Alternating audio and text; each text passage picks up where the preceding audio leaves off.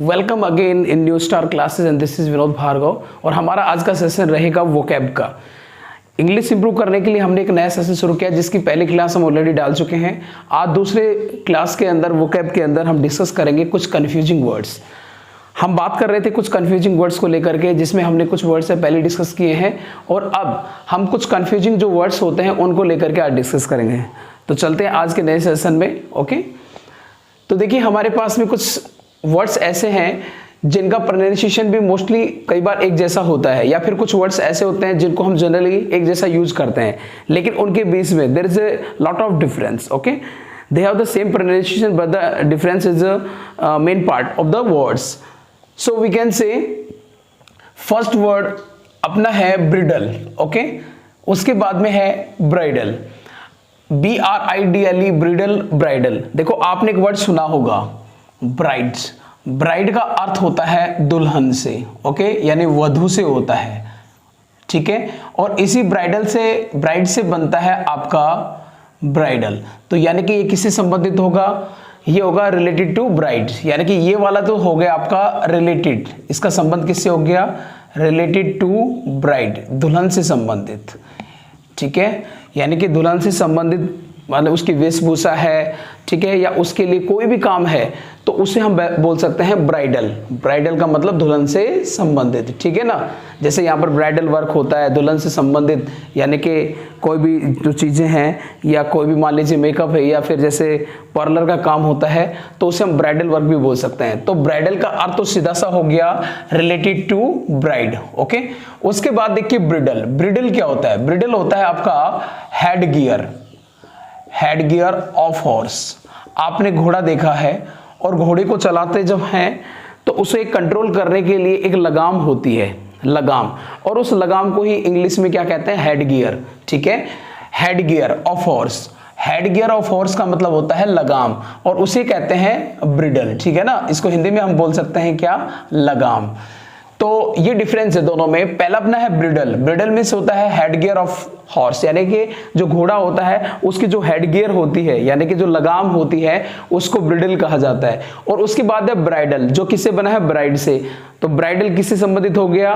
Related to bride. Okay, उसके बाद हम बात करते हैं अपने नेक्स्ट वर्ड की, जो क्या है? बॉयर। देखो बॉयर, बॉयर क्या होता है? बॉयर का अर्थ होता है पिग। पिग होता है आपका एक जंगली सुअर। जो जंगली सुअर होता है उसको हम बोलते हैं बॉयर।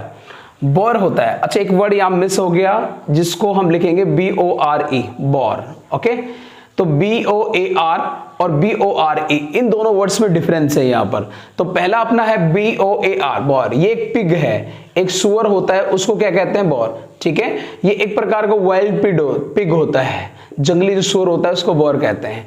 उसके बाद हम बात करते हैं बोर। बोर देखो एक फॉर्म होती है आपकी बियर। बियर है, it is the first form of the verb. इसकी सेकंड फॉर्म होती है बोर और थर्ड फॉर्म होती है आपकी BORN और एक होती है BORNE। ये दो वर्ब होती है इसकी थर्ड फॉर्म में। अब जरा सुनिए, बियर का मतलब होता है, एक तो बियर का अर्थ होता है टॉलरेट। टॉलरेट का मतलब हो गया सहन करना। तो दोनों का अर्थ क्या हो गया? सहन करना। तो एक तो बियर का अर्थ सीधा सा क्या निकलता है? सहन करना। तो बियर, बोर और तीसरी फॉर्म होगी बोन। ये ई वाली जो फॉर्म है ये सहन करने के लिए यानी टॉलरेट के लिए आती है। टॉलरेट, ओके, टॉलरेट, सहन करना। ओके, और एक का अर्थ होता है बियर का, दूसरा होता है टू प्रोड्यूस, उत्पन्न करना या जन्म देना, ठीक है, जन्म देना। उसको भी हम क्या बोलते हैं? बियर बोलते हैं। तो इसको अपन बोलते हैं जन्म देना यानी बियर। इसकी सेकंड फॉर्म तो सेम ही रहेगी, बियर, बोर, BORE, ठीक है। लेकिन थर्ड फॉर्म में क्या होता है? ई नहीं लगता। तो जन्म देने के अर्थ में, टू प्रोड्यूस के अर्थ में क्या आता है? आपका क्या आता है? बोन आता है, BORN, ठीक है। तो इस तरीके से बियर जो बोर है यहां पर second form of the verb के रूप में यूज किया गया है, जो second form of the verb है। और इसके दोनों अर्थ हम मान सकते हैं। ये तो क्लियर हो गया, पिग होता है। यहां पर इसके दोनों अर्थ हम सेंस में ले सकते हैं। एक तो टू प्रोड्यूस, उत्पन्न करना, और दूसरा हम क्या लेंगे? टू टॉलरेट, सहन करना, ठीक है। तो इसका सीधा सा मतलब क्या हुआ? एक तो अपना निकलेगा टू प्रोड्यूस और दूसरा अपना क्या निकल सकता है? टू टॉलरेट, टू टॉलरेट, ठीक है ना। तो टू टॉलरेट यानी सहन करना, ठीक है। तो इस तरीके से ये बोर जो वर्ड है इसको हमने बिल्कुल डिफाइन किया है। तो इसके दोनों सेंस आपको समझ में आ गए होंगे, ठीक है ना। तो देखिए इसमें नेक्स्ट सेशन पे देखते हैं। तो बोर का अर्थ अपन ने क्या लिया है, टू प्रोड्यूस और to tolerate, okay, tolerate, TOLE। तो बोर मीन्स क्या होता है, पिग होता है, बताया मैंने, जंगली सुअर होता है, आप लिख सकते हैं इसको। और बोर मीन्स होता है टू प्रोड्यूस, उत्पन्न करना, जन्म देना। और टॉलरेट का मतलब क्या होता है, सहन करना। उसके बाद हम बात करते हैं कैच, और एक होता है होल्ड। अब देखो कैच और होल्ड दोनों का अर्थ पकड़ना होता है, लेकिन पकड़ने में इन दोनों में अंतर क्या है। देखो दो चीजें होती है, एक होती है अपनी मूवेबल थिंग्स जो मूव कर रही है, चल रही है, और चलते हुई चीज को जब आप पकड़ लेते हैं तो उसे तो बोलते हैं कैच। लेकिन कोई चीज स्टैटिक है यानी कि स्थिर है, और स्थिर चीज को आप पकड़ते हैं तो उसे अपन क्या बोलेंगे, उसे हम क्या बोलेंगे, उसे होल्ड बोलेंगे। तो यहां पर दोनों का अर्थ ही किससे है, पकड़ने से है, ठीक है।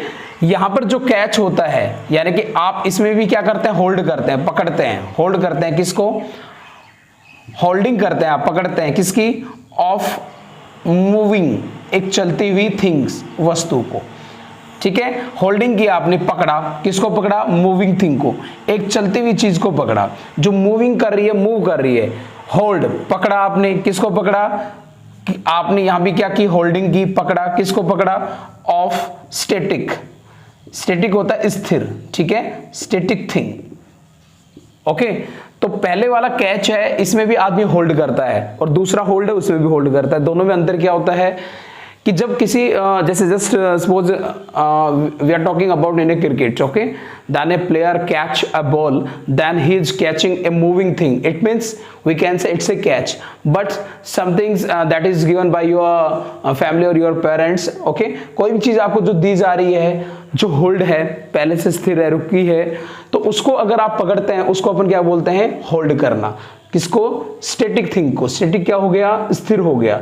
तो किसी स्थिर या किसी रुकी हुई चीज को आप पकड़ते हैं तो उसे होल्ड कहते हैं, और किसी चलती हुई चीज को आप पकड़ते हैं तो उसे क्या बोलते हैं, कैच बोलते हैं, ओके। अब हम बात करते हैं अपने अगले पॉइंट्स के बारे में। देखो एक हमारे पास है कोर्स और एक है हमारे पास में कोर्स। देखो कोर्स आपने सुना होगा, कई बार आप अपने सब्जेक्टिव के लिए भी यूज कर सकते हैं कि आपका कोर्स कंप्लीट हुआ नहीं हुआ। देखिए जो हम अपने सब्जेक्ट के लिए यूज करते हैं, जो अपना सब्जेक्ट होता है, यानी जो आपका टेक्सचुअल जो सब्जेक्ट्स होती हैं, जो बुक होती हैं, ठीक है, उनके लिए आप यूज करते हैं। उसके लिए ये होता है a line of action. A line of action का मतलब हो गया, अच्छा a line of action course को मार्ग भी बोलते हैं, रास्ता भी बोलते हैं। एक प्रकार के एक्शन ही होता है, एक पर्टिकुलर लाइन होती है एक्शन की, उसको हम करते चले जाते हैं और हमारा कोर्स कंप्लीट हो जाता है। इसलिए इस कोर्स को, जो आप कोर्स यूज करते हैं सब्जेक्ट के लिए, ये कोर्स वो होता है जिसको हम बोलते हैं ए लाइन ऑफ एक्शन, ओके।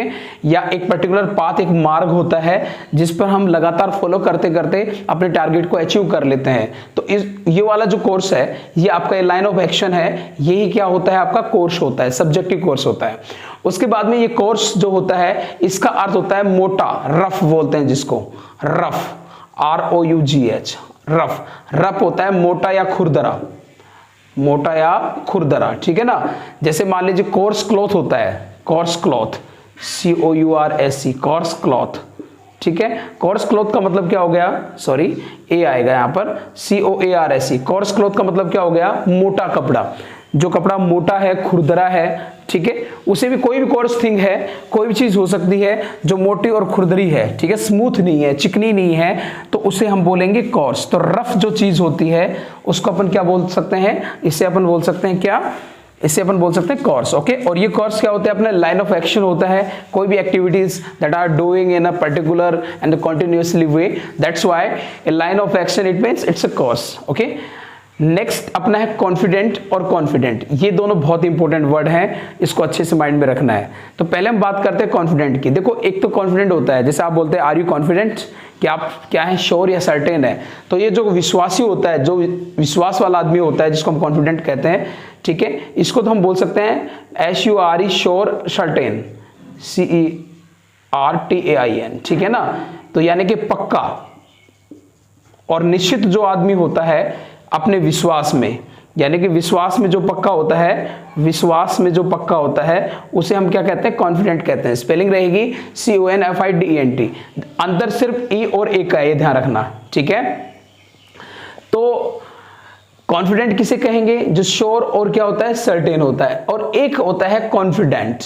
अभी कॉन्फिडेंट क्या होता है, ये एक रिस्पॉन्सिबल पर्सन होता है, एक ऐसा आदमी, एक ऐसा उत्तरदायी व्यक्ति होता है, हम कह सकते हैं एक ऐसा आदमी होता है जिसके पास अनेक प्रकार के सीक्रेट्स से सौंप दिए जाते हैं, जिसके पास में अनेक प्रकार के जो रहस्य हैं वो किसी व्यक्ति के द्वारा उसे दे दिए जाते हैं। हम कह सकते हैं कि उसके पास अनेक रहस्य छुपे हुए होते हैं। ऐसे व्यक्ति को हम क्या कहते हैं, कॉन्फिडेंट कहते हैं। देखो आपने कई बार देखा होगा कुछ सीक्रेट्स प्लानिंग होती है रिगार्डिंग आवर कंट्री या फिर किसी भी चीज़ के लिए, कुछ सीक्रेट्स, कुछ ऐसी बातें होती हैं और जो ऐसे व्यक्ति को सौंपी जाती हैं जो बड़ा विश्वसनीय होता है। हालांकि इसका संबंध यही है, वहीं से निकलता है थोड़ा बहुत अगर देखें तो, लेकिन उसके पास सीक्रेट है, यानी कि उसके पास कुछ रहस्य छुपे हुए रहते हैं, यानी कि वो बड़ा विश्वसनीय होता है। लेकिन इसे थोड़ा अर्थ ये निकलता है कि इसमें जो गुप्त चीजें हैं वही केवल सौंपी जाती हैं। तो अपन इसमें लिख सकते हैं a person who interested with secrets,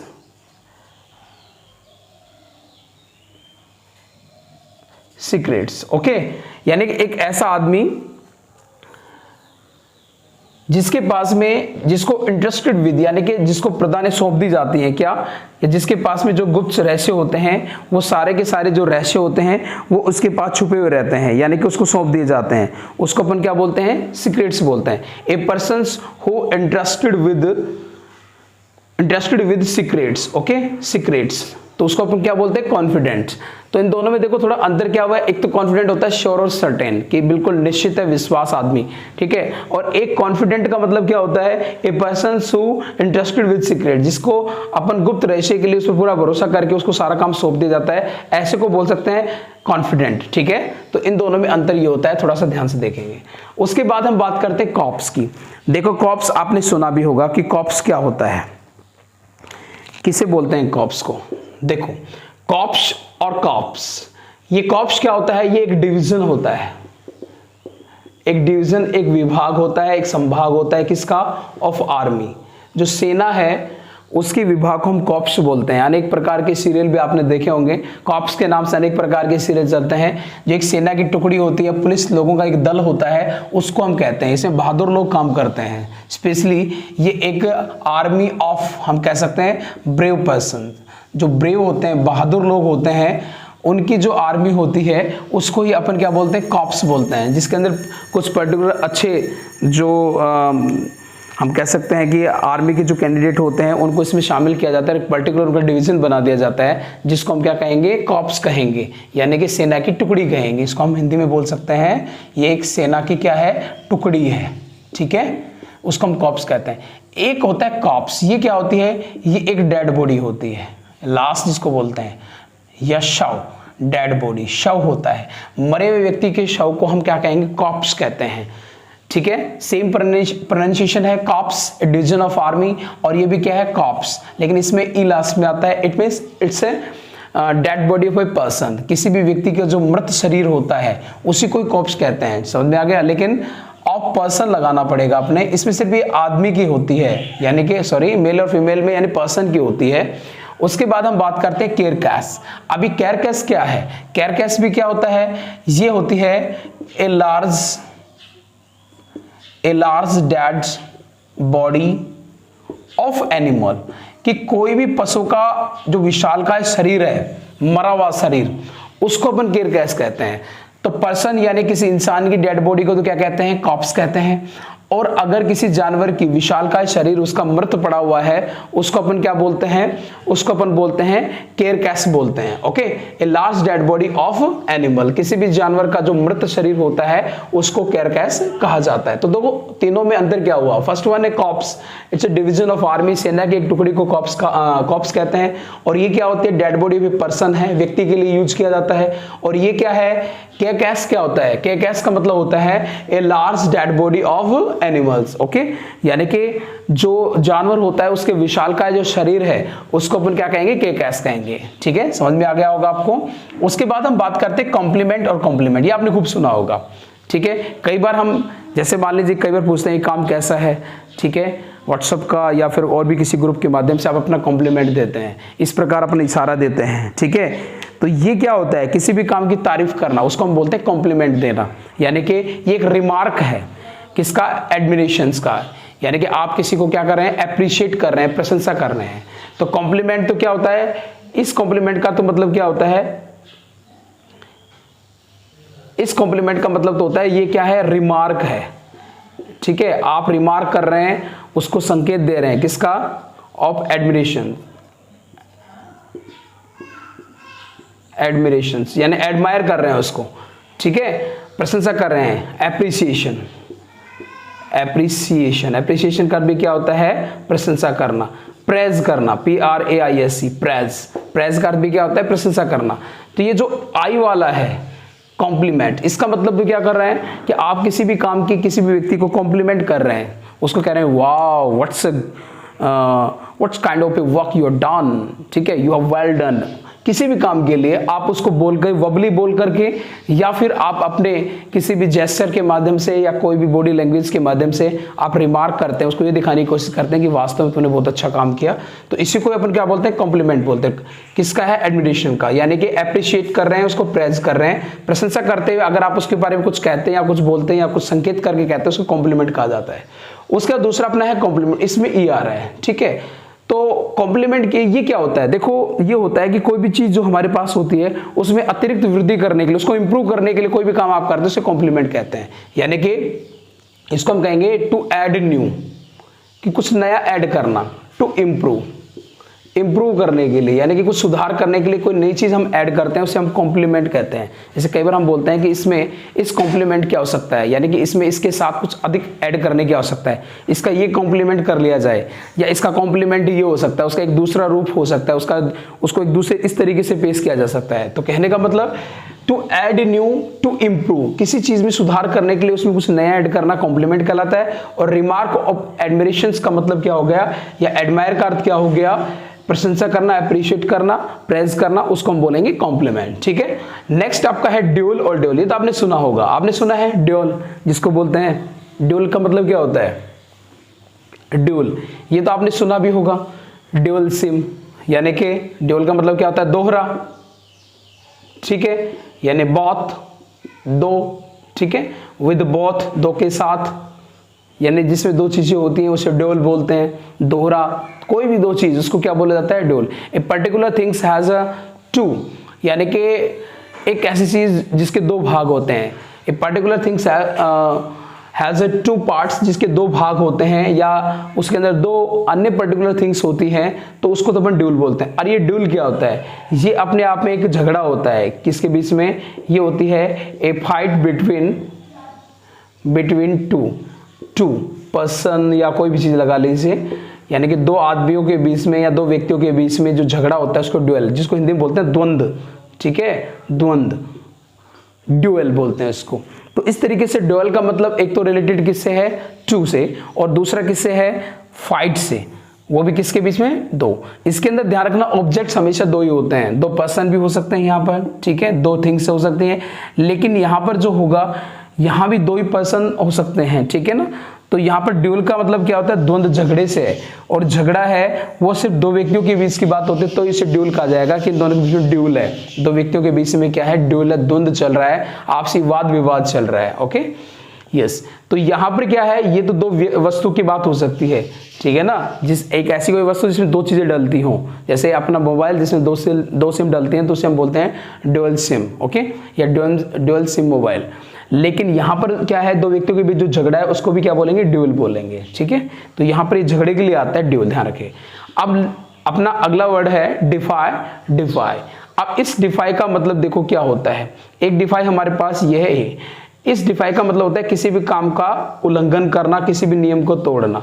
तो इसको तो अपन लिख सकते हैं ब्रेक द लॉ, यानी कानून तोड़ना, नियम तोड़ना, या फिर डिसओबे करना। ओबे आज्ञा का पालन होता है, और डिसओबे क्या होता है, डिसओबे होता है किसी भी आज्ञा का उल्लंघन करना, डिसओबे, DISOBEY। तो डिसओबे करना, ब्रेक द लॉ, कानून तोड़ना, उसको कहते हैं डिफाई करना, यानी कि किसी भी नियम को तोड़ देना।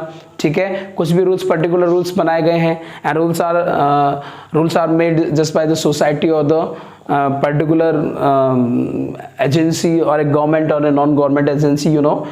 सो अगर आप उसको ब्रेक द लॉ करते हैं, नियम को तोड़ देते हैं, और अगर उसका उल्लंघन कर रहे हैं आप, तो आप उसको क्या कर रहे हैं, डिफाई कर रहे हैं। ओके, अब इस डिफाई में सिर्फ आई का अंतर है, ये आई आ रहा है इसमें। इसका अर्थ क्या होता है, इसका अर्थ सीधा सा होता है टू वर्शिप करना।